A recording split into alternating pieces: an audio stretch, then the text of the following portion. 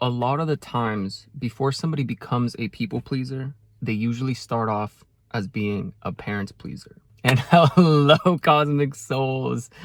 Let's get to it. All right. So what I mean by this is when you're growing up, and if you grew up in a dysfunctional, maybe abusive family, you, for whatever reason, had to tune into everybody else besides your own self and your own frame and your own feelings, and you had to constantly worry about how everybody else is doing, especially mom and or dad, depending on the situation and the dynamic. The real thing with this is if you're tuning in, and usually this will create an empath, because you start tuning in to more of your third eye, and you're tuning in the energy of everybody around you, and in the process you abandon yourself. There's an abandonment wound that's also unconscious. And my main point for this is when you're doing this and you come in a dysfunctional family, you do something and mom or dad is not really approving of it, they're not really there for you, appreciating you in your successes on your journeys. Maybe they're just only looking at the bad stuff, or they're being abusive, or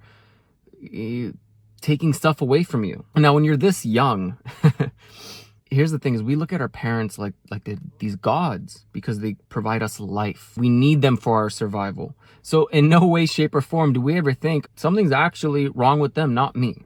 They're not capable of meeting my needs where I'm at, because this is the best version of them. This is the amount of love they're capable of giving. This is the only amount of love they know how to give, and this is how they give it. This is the highest level of consciousness that they're at. So it's not exactly 100% their fault. It's from everything passed down from generation to generation. And if you're watching this video, you're probably resonating as a cycle breaker, because all this weight and all this pressure and all these feelings, and maybe you're getting labeled with anxiety and depression, you're the one that's going to break the cycle. And it's a really, really tough weight on your shoulders. Believe me though, wherever you are right now is exactly where you need to be for the next step in your journey to become this very powerful being of unconditional love. And you're going to shine so bright and be the biggest lighthouse around. And a lot of us, light workers, whatever you want to call it, we're strategically placed in certain areas in the world. It's not very common you meet another light worker or somebody that has the same amount of embodied energy as you around you. It's not very common. Usually we connect through videos like this all around the world, because we're strategically placed to be antennas and beacons of light on a vibrational grid to awaken the rest of the collective, right?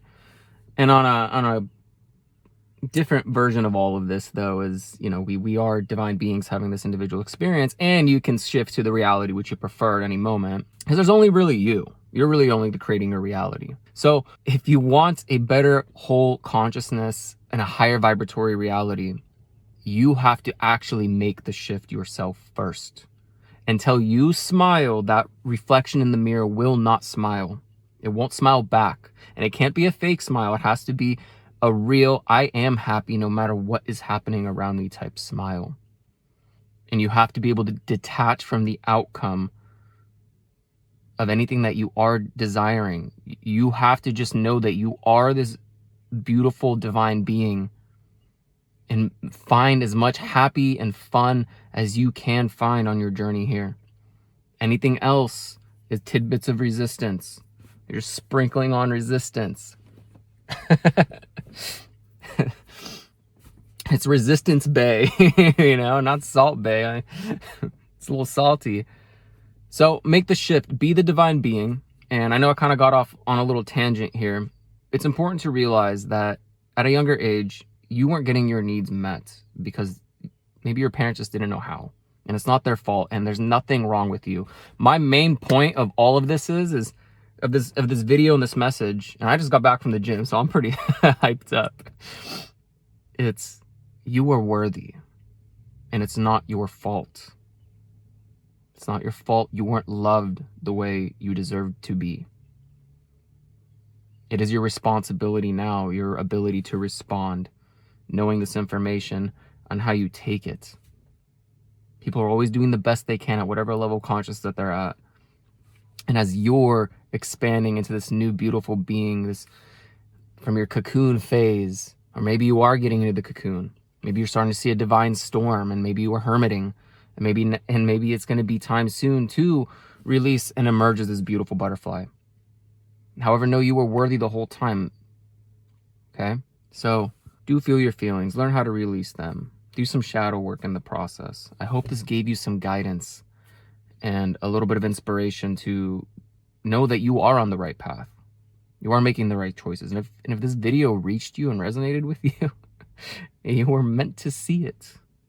You're able to reciprocate the energy. All right? Much love. Love and light vibration out. Bye.